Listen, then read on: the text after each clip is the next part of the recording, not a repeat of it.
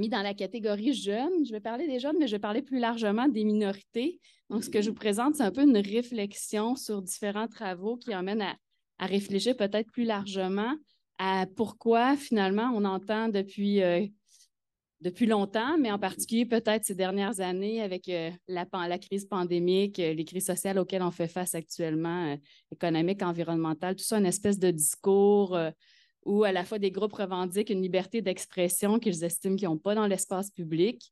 Et donc, on voit la montée de médias alternatifs en ligne, de leaders complotistes et de beaucoup de gens qui disent qu'ils n'ont pas l'espace de parole dans l'espace public. Même, ça amène chez les groupes polarisés qu'on étudie avec la chaire UNESCO en prévention de la radicalisation et de l'extrémisme violent à un discours où des gens vont même légitimer de dire on doit parfois prendre action violente pour se faire entendre.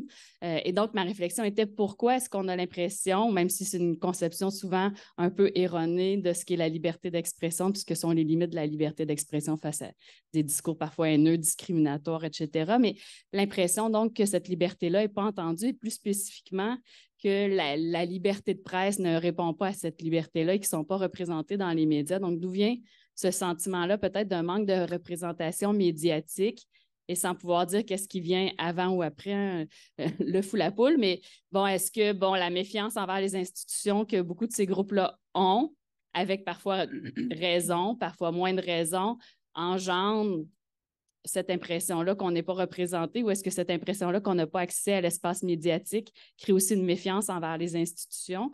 Mais c'est à voir. Mais donc, je voulais proposer à la réflexion aujourd'hui 3 grands points que je voulais aborder. Donc, d'abord, comment justement cette confiance-là se présentait ou se manifestait en ce moment. Et peut-être avec le contexte pandémique, comment il y avait encore une augmentation d'une certaine méfiance de la population envers les institutions, mais plus spécifiquement les médias.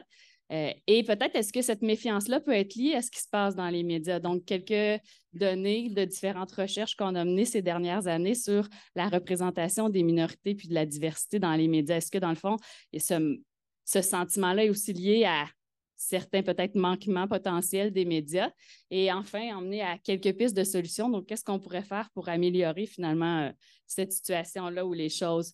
Un des points de départ, c'est une recherche qu'on a menée, mon collègue Marc-François Bernier de l'Université d'Ottawa et moi en mai dernier, où on a réactualisé un sondage sur la crédibilité des médias qui s'inspirait des sondages qui existent, Sophresse-Lacroix notamment, et où on a pu voir que quand on comparait avec les éditions précédentes de ce sondage-là qui avait été mené par mon collègue notamment, on voit une baisse de confiance dans les médias. On voit aussi un manque peut-être de compréhension de certains facteurs. Par exemple, nos répondants étaient 45 % à nous dire qu'ils pensaient que les journalistes diffusaient des fausses nouvelles.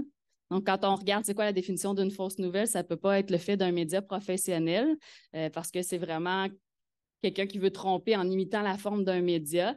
Ça confirmait aussi ce que d'autres recherches, je pense entre autres à Mathieu Robert-Sauvé dans son mémoire, montraient que finalement une confusion entre qui diffuse des fausses nouvelles puis un mélange entre fausses nouvelles qui trompent de façon intentionnelle et peut-être parfois des problèmes d'exactitude de l'information ou d'équilibre dont on parlait hier, qui peut même être discutable sur est-ce que finalement la nouvelle doit réellement être équilibrée ou pas, comme le disait M. Saunier hier.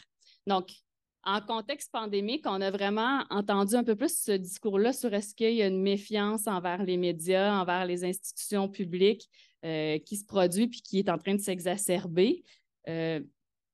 Quelques données qui le montrent, on a pu voir que d'abord, il y avait une méconnaissance du travail journalistique qui s'est exprimée, je pense, pendant la pandémie.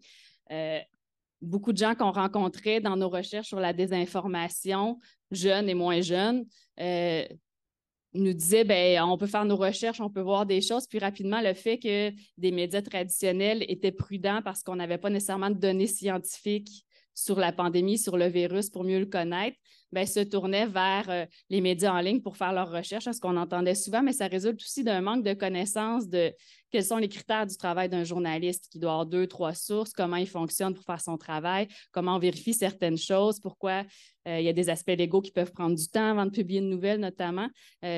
Différence entre information et opinion. Je me suis rendu compte que même dans un cours de maîtrise que je donne en journalisme cette session, la différence entre opinion et journaliste factuel n'est pas si claire, même pour des étudiants en communication au 2e cycle universitaire. Donc, il y a vraiment un manque de compréhension peut-être d'abord des fonctions puis du cadrage du métier de journaliste qui est déjà pas si bien balisé puisqu'on n'a pas d'ordre professionnel, puisque les journalistes eux-mêmes n'ont pas tous la même conception de la déontologie journalistique et la même profondeur de connaissance de cette déontologie-là, mais ça crée une certaine méfiance, une méfiance qui a été exacerbée pendant la pandémie, semble-t-il. En tout cas, on a entendu vraiment un plus grand discours de méfiance. C'est un exemple dans notre veille sur les réseaux sociaux, des différents groupes qui ont des discours alternatifs, complotistes. Bien, on voit vraiment un discours anti-média qui est souvent lié au discours anti-gouvernemental aussi, et donc les deux se parlent.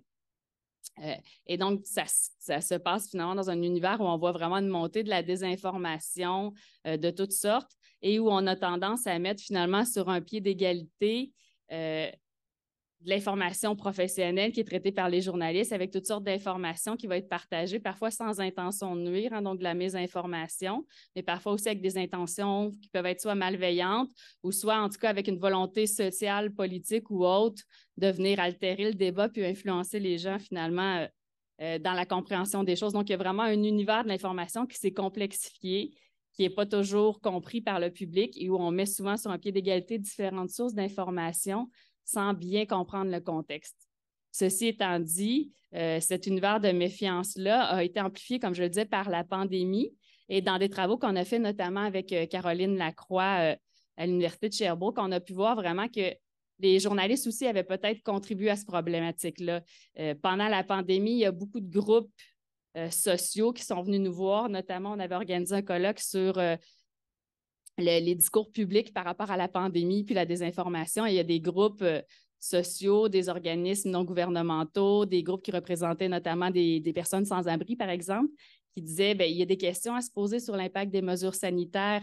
S'il y a un couvre-feu, mais que je n'ai pas de toit, qu'est-ce que ça va faire? Comment je vais recevoir ces amendes-là? Il y a un manque de mise à disposition pour certains groupes sociaux. Et juste l'évoquer dans l'espace public à un certain moment, c'était quand même mal reçu parce que c'était perçu comme une contestation de la pandémie. Donc, on se faisait qualifier souvent de complotiste très rapidement, alors que c'était peut-être pas ça. C'était juste une mécompréhension de ce qui se passait, un questionnement sur est-ce que c'est une décision de santé, une décision politique, une décision économique.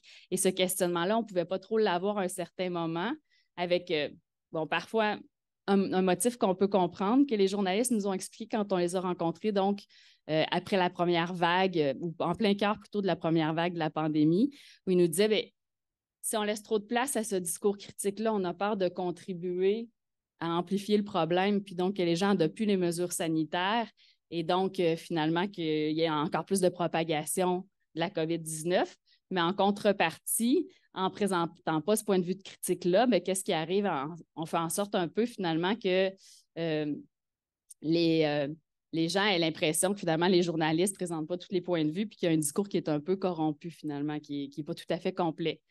Et donc, les journalistes nous disent que non seulement il y avait cette espèce de déchirement-là de est-ce que si on donne la parole à ceux qui contestent un peu la situation puis posent des questions sur les décisions gouvernementales, on contribue à un problème, mais aussi un contexte qui était particulièrement difficile. Donc, pendant le début de la pandémie, ce qui a contribué peut-être à une première vague de méfiance qui s'est exprimée, surtout chez ceux qui n'adhéraient pas nécessairement à toutes les mesures sanitaires ou à la gestion de la pandémie, on a pu voir que les journalistes ont été confrontés très rapidement au fait que l'accès au terrain était extrêmement difficile. Donc, d'aller sur le terrain, chercher de l'information pour comprendre des situations, contester, c'était pas toujours possible. Il y a beaucoup de rédactions qui disaient non, vous n'allez pas sur le terrain parce qu'on ne sait pas l'impact que ça aura sur la santé. Si on n'a plus de journalistes qui peuvent travailler, qu'est-ce qui arrive? Si on contamine les salles de presse. On était à un moment quand même où les journalistes aussi nous racontaient qu'eux-mêmes, ils se fabriquaient des objets pour aller collecter l'information. Donc, des journalistes qui nous racontaient qu'ils avaient pris des balais pour coller ça sur leur perche pour avoir une certaine distance sociale et autres. On était là. Donc, comment gérer une situation que tu vis toi-même? Mais ça créait beaucoup de difficultés pour l'accès à l'information puis dénoncer des débordements qui ont peut-être créé une méfiance chez certains citoyens. Parce que c'est ce qu'on voit dans nos données, je vais y revenir après, mais c'est surtout chez ceux qui sont le plus méfiants que la pandémie semble avoir contribué à nourrir une méfiance envers la science, envers les journalistes, pas chez ceux qui n'étaient pas méfiants au départ. Donc, ça amplifie beaucoup le travail sur les journalistes. Et même en essayant d'accéder au terrain, donc les journalistes se faisaient beaucoup mettre des bâtons dans les roues. Il faut comprendre les défis auxquels ils étaient confrontés. Vous voyez ici l'exemple d'un journaliste d'un média électronique dont je vais taire le nom, qui nous disait que, bon, lui, il voulait aller dans les hôpitaux. Il disait, les gens pourront pas comprendre l'ampleur et la gravité de la pandémie tant qu'on n'est pas allé dans les hôpitaux pour prendre des images, des photos, des vidéos. Souvent, si tu ne le vois pas, tu ne peux pas t'imaginer l'ampleur de ce que c'est. Voir des gens malades, voir comment les lits sont pleins, voir qu'on est sous respirateur, ça affecte quand même beaucoup plus l'image. Ce n'est pas pour rien qu'on a des débats éthiques et déontologiques sur qu'est-ce qu'on montre ou pas dans les médias. Ces images-là ont un impact forcément, même si on ne s'entend pas tous sur l'ampleur de cet impact-là. Ce journaliste qui voulait aller dans les hôpitaux s'est fait dire, si tu veux rentrer dans l'hôpital pour filmer, il faut que tu deviennes bénévole, tu viennes aider à combattre la COVID. Il dit, mais vous comprenez, je ne peux pas faire ça, je vais être en conflit d'intérêts. Je suis un journaliste, je veux rapporter les choses, je ne peux pas être bénévole qui contribue à soigner les patients. Ils ont dit, c'est ça ou rien, tu ne rentres pas.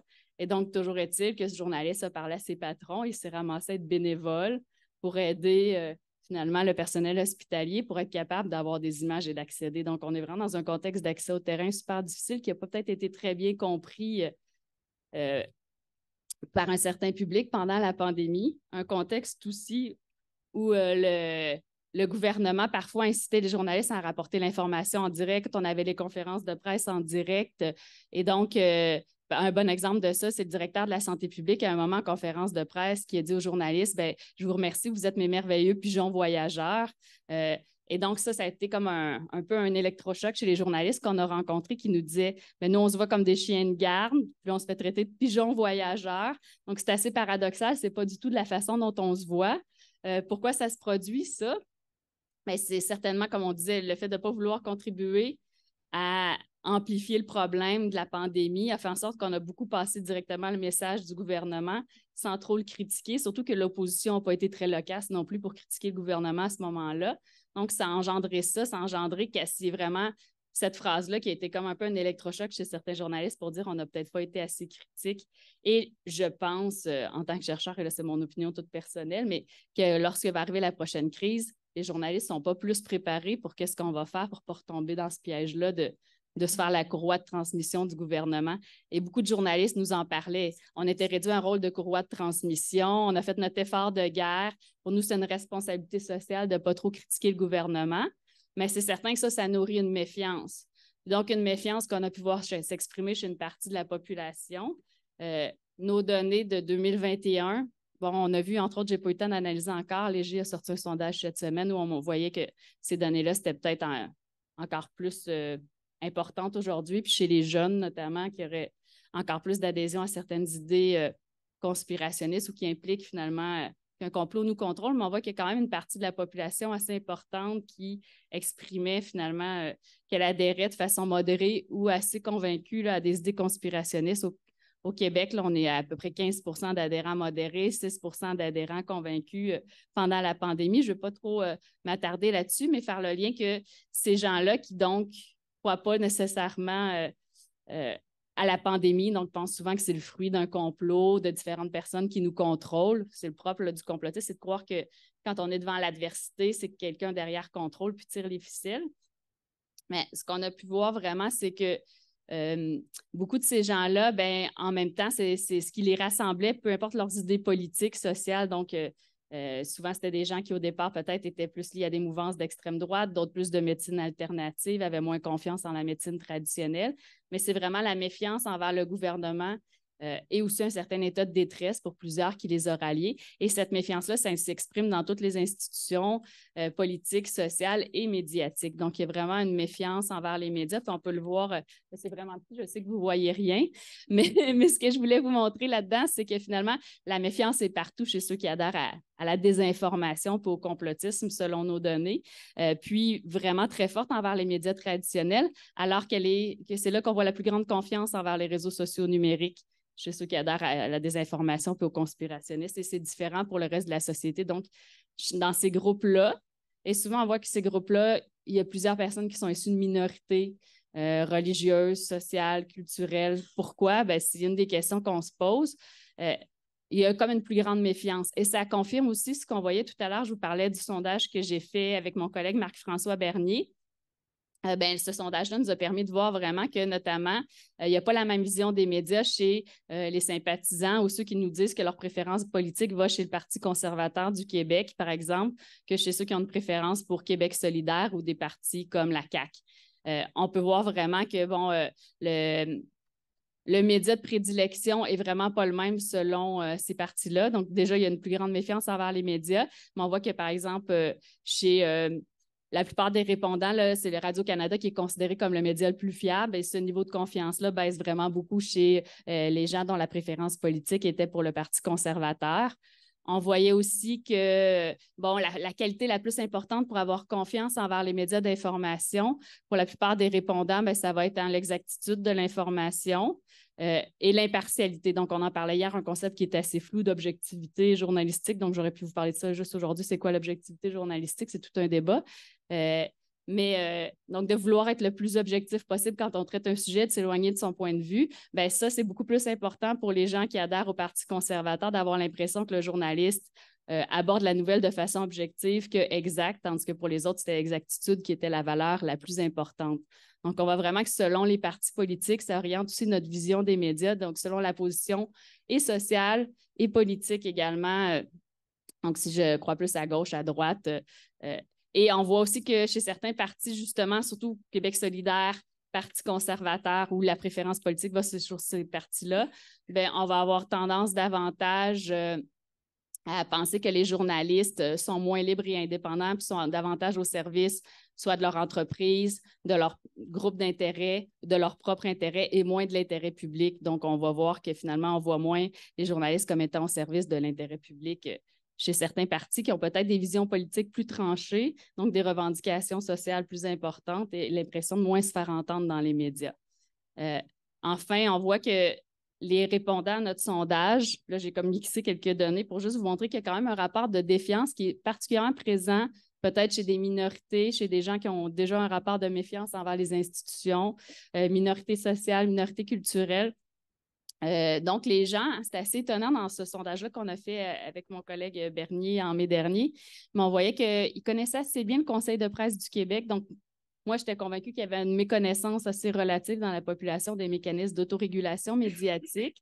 C'est pas ce que le sondage dit. Est-ce que c'est la formulation de la question? Je me le demande parce que, bon, on demandait des principes propres aux mécanismes d'autorégulation.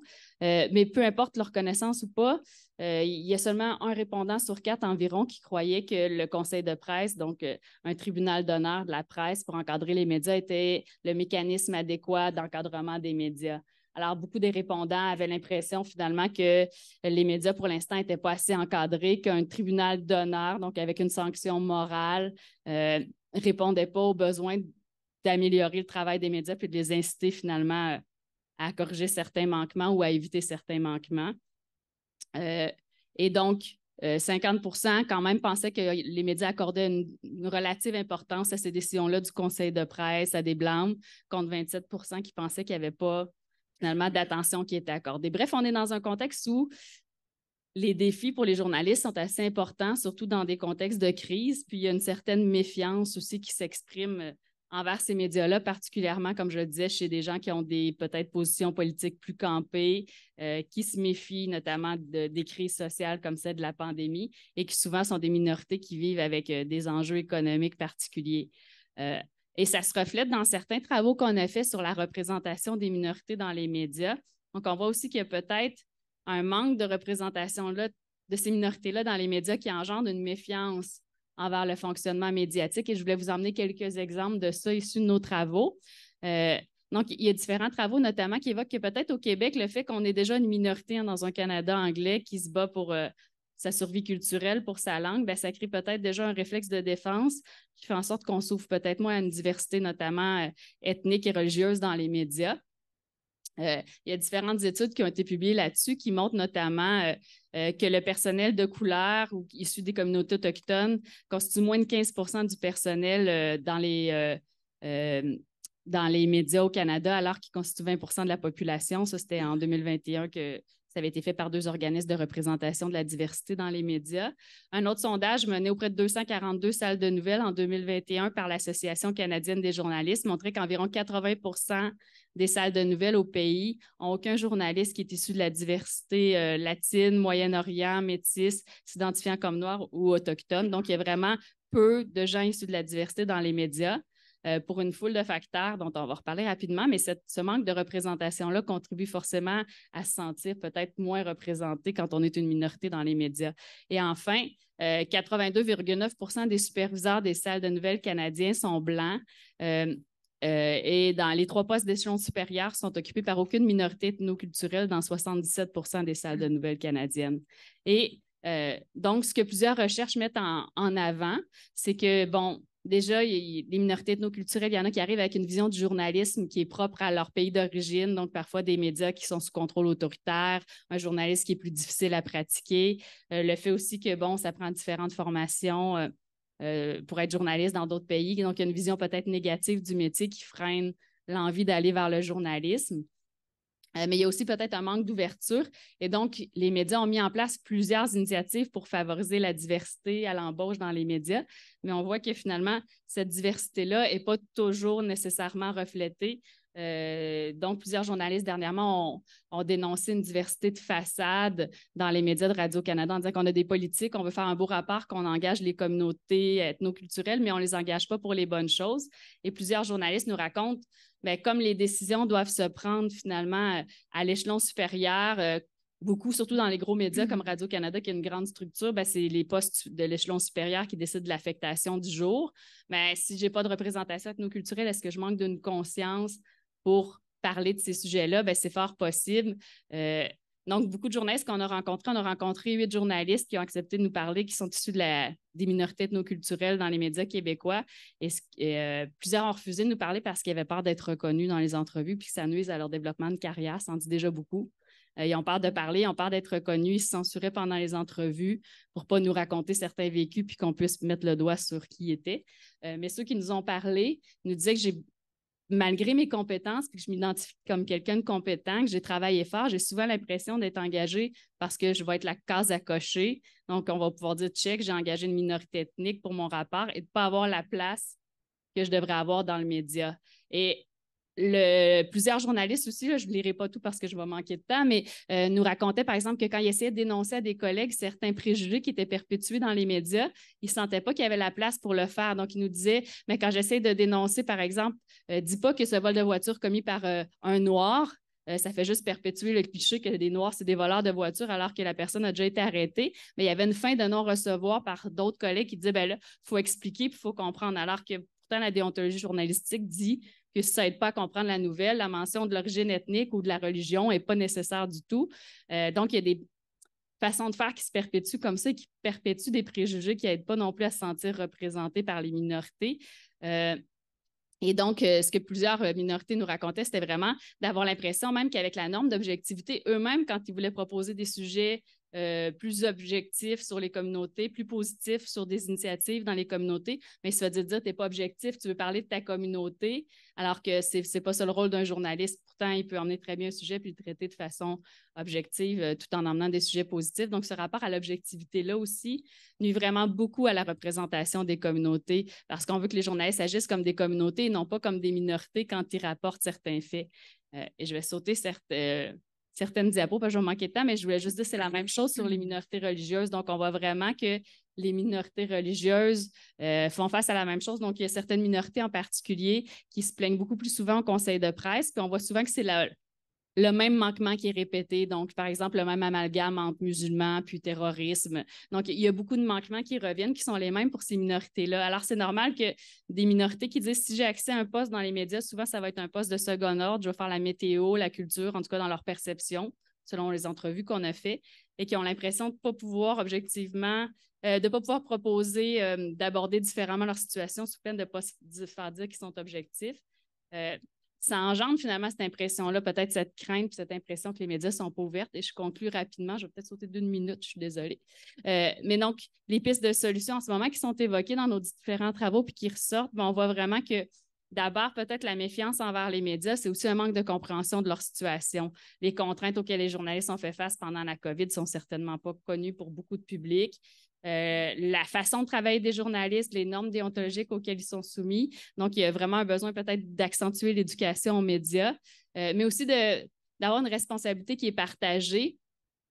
pendant qu'on réalisait notre ouvrage sur la désinformation et le complotisme dans le contexte de pandémie, il y a des journalistes qui nous disaient qu'eux-mêmes étaient très conscients puis que la pandémie, pour eux, avait mis de l'avant le fait qu'ils étaient, une classe privilégiée parce qu'ils ont pu continuer à travailler pendant la pandémie, à avoir leurs revenus. Donc, pour des minorités, c'est des journalistes qui sont privilégiés, qui ont un revenu fixe, qui sont allés à l'université, qui sont très peu des communautés ethnoculturelles, comme je le disais. Donc, eux-mêmes ont pris cette conscience-là. En tout cas, 3 journalistes dans les entrevues qu'on a fait pour le livre « Mon frère est complotiste » nous disaient « On n'est pas représentatif de ces communautés-là. » Alors, cette méfiance-là, on la comprend. Donc, il faut qu'on soit plus transparent sur comment on a fait notre travail, qu'est-ce qu'on a pu accéder ou pas, pourquoi je n'ai pas pu aller sur le terrain, l'expliquer que je n'ai pas accès au terrain, l'expliquer que j'ai juste une partie de l'information. Mais ça prend aussi une volonté de changer des choses. Et les journalistes qu'on a rencontrés qui nous racontaient ça disaient quand je vais voir mes patrons, puis je dis on n'est pas représentatif de la communauté, de l'ensemble de la communauté, j'ai parfois une fin de non-recevoir. Donc, c'est ce que des journalistes nous ont raconté. Il y a parfois un manque de volonté de faire changer les choses qui a besoin d'être là pour avoir une meilleure représentativité.